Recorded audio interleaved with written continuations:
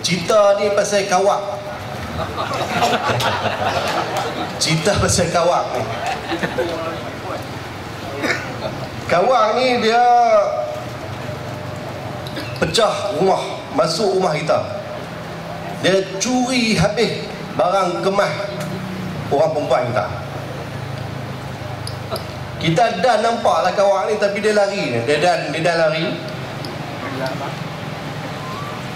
Lepas tu kita pun lebih kurang kenal seperti kawak ni. Buatlah laporan. Malangnya tuan-tuan perempuan, bila kita lapor tu, tiba-tiba kita pula yang kena masuk lokap. Bila dah masuk lokap, mereka benarlah kita telefon sekali. Kita pun telefon kawan kita peguam. Peguam ni pun mai lah balai. Tiba-tiba dengan peguam-peguam sekali pun masuk lokap sama. Yang tu jadi masalah tuan-tuan. Lepas tu, lepas kita lebih kurang dapat sikit maklumat daripada kawan-kawan kita mengenai kawak ni. Jadi kita pun nak pilah lapor maklumat yang kita dapat ni. Tiba-tiba maklumat kita nak lapor tu jadi OSA. Dia jadi rahsia rasmi kerajaan. Kalau kita dedahkan maklumat ni, dia boleh menjejas kepentingan negara. Sampai macam tu sekali dia berkata. Kawak ni pula, dia pergi seberang 15 siam tak? Dia pergi gadai pula barang kemas orang perempuan kita. Dia pergi gadai dengan orang Siam. Lepas tu, penguat kuasa di Siam tu dapat tahu pasal barang kemas yang digadai kat kedai tu sebenarnya barang yang dicuri. Maka mereka pun siasat kedai pajak gadai tu. Lepas tu bila dia bukti bahawa orang tu telah ambil barang yang dicuri di seberang, di belah kita ni lah, orang yang jaga kedai tu pun kena tangkap, kena dakwa. Tapi kawak yang jual kat dia tu lepas, tak ada jadi apa.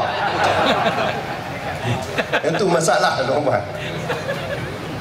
Jadi barang kemas kita ni lesap, hilang. Bila kita tuntut balik, kita kata bahawa kes ni sebenarnya kes jenayah. Kes ni buat naya kat kita pasal barang kita kena curi. Tiba-tiba ada orang mahkamah kita, yang ni bukan jenayah, yang ni ada masalah takbir urus yang tak berapa cekap. Jadi pengurusan tu tak cekap, dia kata. Bila kita kata kita suruh supaya kawak ni bayar balik, tiba-tiba yang penguat kuasa ni kata tak apa, suruh kawak ni bayar denda saja, bayar kompaun saja. Jadi kawak ni pun bayarlah kompaun tu, tapi barang kita masih lesap lagi tuan-tuan, tak dapat balik lah. Lepas itu adalah juga ketua kampung dalam kampung kita ni, dia berasa macam tanggungjawab juga. Maka dia pun nak dapat maklumat daripada pihak berkuasa Alik Siam tu lah. Pasal dia tahu mereka tu ada maklumat. Tapi dia nak pergi sana, dia nak kena tanya penghulu dulu, boleh tak boleh. Dia nak pergi sana ni, nak minta maklumat ni supaya lengkap siasatan dia. Penghulu kata tak boleh.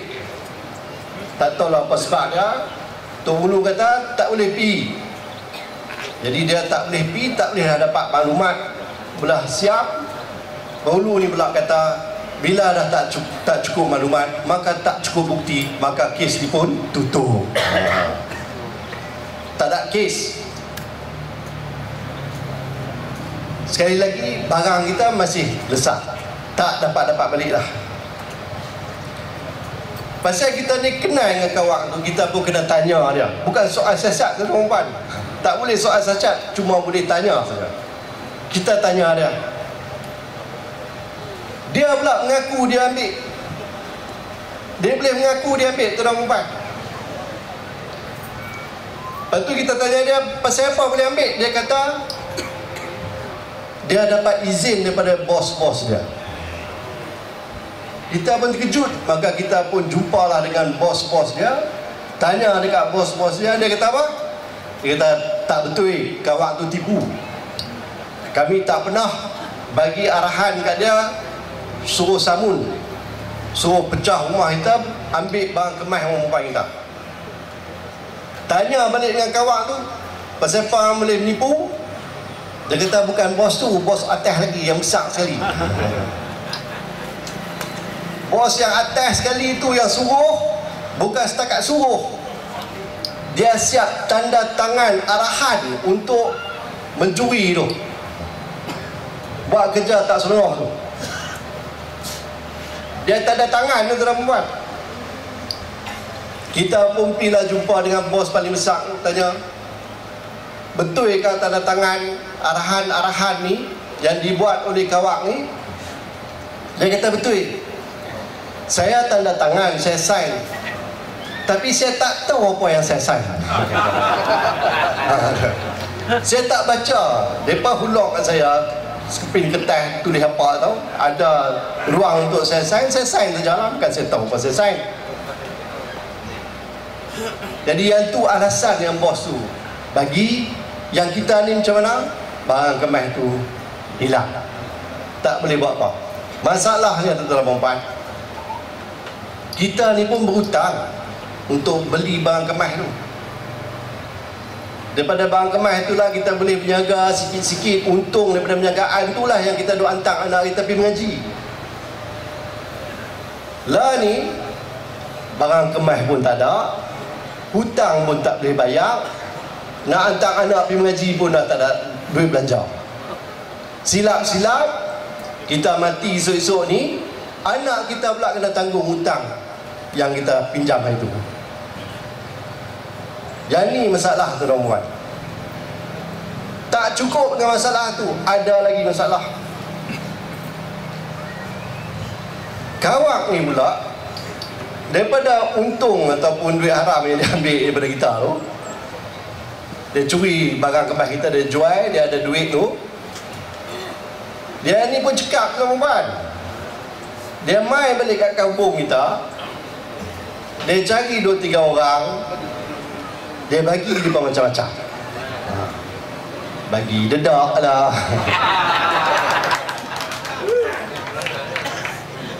bagi boleh pergi buat haji lah, macam tu lah.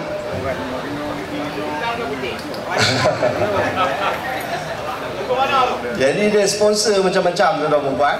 Mereka ni pun jadi suka pula kat kawan. Jadi kita ni yang jadi mangsa, tuan-tuan dan puan. Barang kemas perempuan kita hilang, tak boleh dapat balik. Kita nak pergi lapor silap-silap, kita kena OSA, kena masuk.